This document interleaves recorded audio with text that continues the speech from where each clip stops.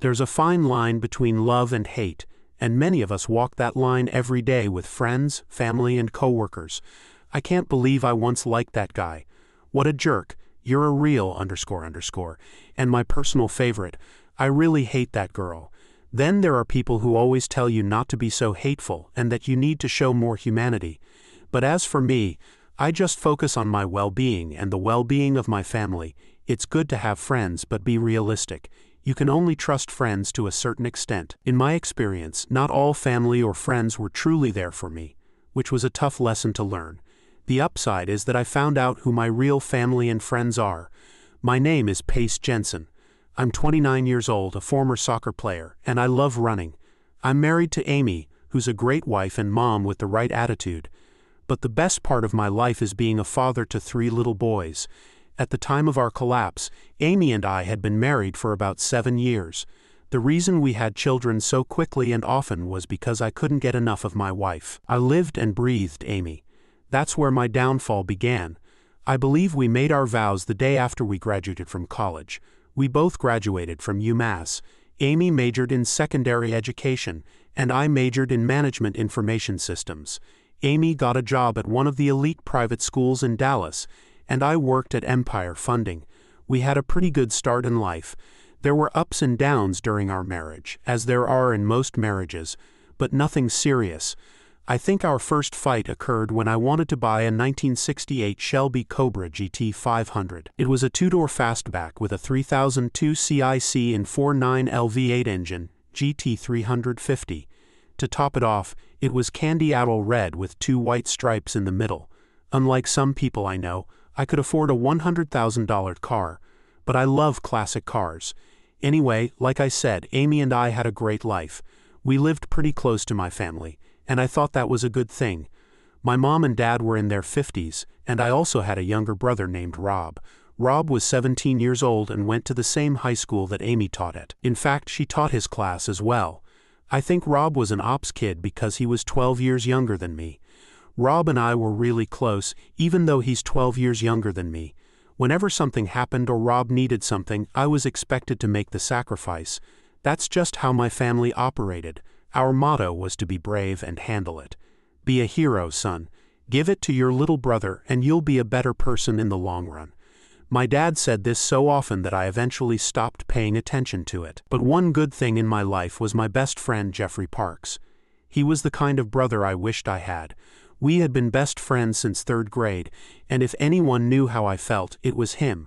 Jeff was an attorney and I expected him to have my back in all legal matters. Anyway, last Monday when I got home, Amy told me that she had taken the boys to her sister's house. It was 4 houses away. When she told me that, I thought we'd be alone, if you know what I mean. But she said she had something she wanted to tell me. I didn't think life could get any better. But then Amy told me she was pregnant.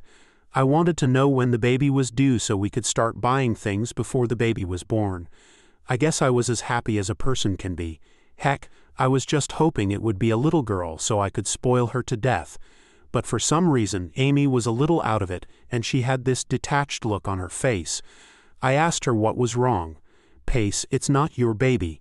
Amy said it so quietly I couldn't hear. What's going on? Honey, why are you so depressed, Pace? I love you. But I'm not having any more of your babies, Amy said. I was a bit confused and asked her why. Amy, you always said you wanted a big family. So why the sudden change? I thought this isn't going to be easy. Then Amy started hesitating like what she was about to say would change everything. Amy, I love you no matter what. Just tell me how you feel right now. Just say it. She paused, then took out her phone and hit speed dial. Could you come over here? Please, whoever she was talking to. It sounded like they knew more about this than I did. Amy, who was that and what the hell is going on? Amy said. Just keep up the pace. I need help getting my words to you. I don't want to mess up what I have to say. I asked her who was coming and what it was that she just couldn't tell me without help. Heck, if you can't tell your husband, who the hell else could you tell? All sorts of thoughts ran through my head. None of them good, but what came next shocked me. 2 minutes later, the doorbell rang. Amy answered the door, and when she came back, she was followed by my mom, my dad, and my 17-year-old brother Rob. Okay, Amy, what the hell is going on? How can I say this without hurting you? Rob just stepped in. Look, Pace, Amy is in love with me. That's what she wants to say. Mom and Dad are here to support us. Rob said, look bro, happens. We didn't want to fall in love but we did. The baby she's carrying is mine and we need you to go along with that. Amy and I are going to be a family whether you like it or not. I started laughing, thinking it was a joke, right? It had to be. Amy, what are you trying to tell me? But no one laughed. I looked back at Amy and she was staring at her feet. Amy, please look at me and tell me it's not true. Tell me you're not being this stupid. My father said, son, I know it's tough but what's done is done. I know you're hurting right now, but Rob is your brother and so we have to find a way to deal with this. We know it takes a lot but sacrifices have to be made. I asked my mom if she was involved in this. She said, son, I love both my boys. I don't want this to tear our family apart. You have to find a way to live with it. We're all family. You have to be the hero in this. You have to find it in your heart to not be angry and to do the right thing. I couldn't believe they were asking me to just sacrifice my life for a snotty little jerk because I was older. At that moment, I mean that exact moment, I started to hate them all. I mean seriously, and with passion. The fine line between love and hate had been breached. The question is, how much can I, a man, hate my family, the very family that betrayed me on every side, my wife, my brother? And what parent would agree to this travesty? How could I have known it would only get worse? I couldn't take it anymore. I turned and walked out with Amy and my mom in tow. Rob pulled Amy away from me. I went to 4 different houses to pick up my kids. When I got to her sister's house, a sheriff's deputy was there. For a moment, I thought Amy's sister Rachel might be involved, but she looked as surprised as I was. The deputy told me I wasn't allowed to see my kids until the court made a custody decision. As I looked around, I felt my anger growing stronger with every second. I asked the sheriff if I could go back to my own home. He asked whose name was on the mortgage. I told him it was mine, since there was no order stopping me from going home. I turned around and headed back. As I passed my father, he grabbed my hand. Listen, son, please don't do anything that you will regret later, my father said. We all need to sit down and discuss this like adults. I looked at him and told him to never call me a __ son again. No, get your __ hand off me or you'll regret it for the rest of your life. Now leave me alone, all you backstabbing __ I looked at Amy and told her, if I were you, I'd hire a good lawyer because trust me, you're going to need it. Enjoy the kids while you can. Now get the hell out of here or and take these __ with you. Before I could take another step, Rob shot at me. He hit me on the right side of my face. Before I could bounce away, my dad grabbed me and Rob hit me again. I was lucky Rob hit like a __ or I would have been hurt. The sheriff jumped off the porch, ran up and pounced on Rob. I broke free of my father's grip and punched him in the mouth with my fist. He fell to the ground and the look on his face was complete shock. He never would have believed that Pace, a sensible kid, would get so angry. When the fight was over, Rob and his father were arrested for assault, but I had no idea that the best was yet to come. A couple days later, I got a call from the assistant district attorney asking me to testify. In doing so, I just casually mentioned that it all started when my 29-year-old wife of 7 years was pregnant by my 17-year-old brother. I also said that the brother went to 12th grade at the same school that Amy taught at. They seemed to show some interest in this information. 2 days later, I went to meet with the only person I could rely on, Jeffrey Parks, an attorney.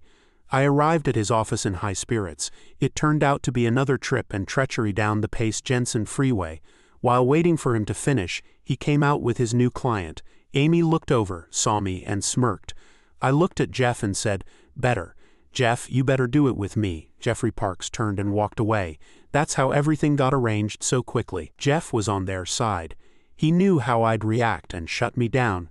I never thought she'd do something like that, and I'll always wonder why he chose to side with her. But you know what? It doesn't matter anymore, because once he said yes, he was dead to me. To hell with them.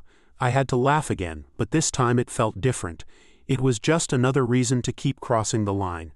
I was becoming a different person. Hate can do that to you. I turned to a different kind of lawyer, Stevie Crust. Stevie was known as an uller. His motto was, if you have money, go for it. He was about to close his office when I found him. I asked him if he wanted to get involved in a case that would soon receive national publicity. He saw the dollar signs, unlocked his door, and we walked in. I wrote him a check for $10,000. I told him that sooner or later he would have to bail me out. He told me he couldn't participate in anything illegal. I told him my plans. He laughed so hard he spit out his gum. I went home. When I got there was a sheriff's deputy sitting in the driveway. He got out of his car and asked who I was. I showed him my ID. He gave me an envelope and said, "You have been served." I walked in and threw the papers in the trash can. I didn't even look at them. Then I made some calls, had a snack, and went to bed. Tomorrow would be a new day. After a good night's sleep, I brushed my teeth, rinsed my mouth, and combed my hair. After all, I need to look my best. As soon as I walk out the door to grab the paper, bam, they pounce on me. "Mr. Jensen, is it true that your wife is a teacher and pregnant by your underage brother?" one reporter asked. Then another asked what school she teaches at. Another reporter asked why she was still free.